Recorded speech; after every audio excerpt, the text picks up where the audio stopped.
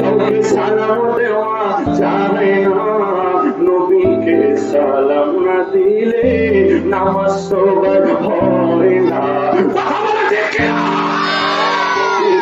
সালাম না দিলে নামাজ তো হয় না।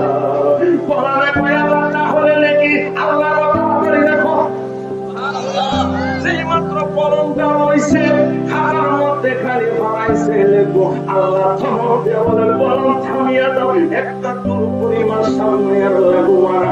আল্লাহ ধমক খায়া বললেন থর থর থর থর করে কাঁদতেছে আর কাঁদতেছে।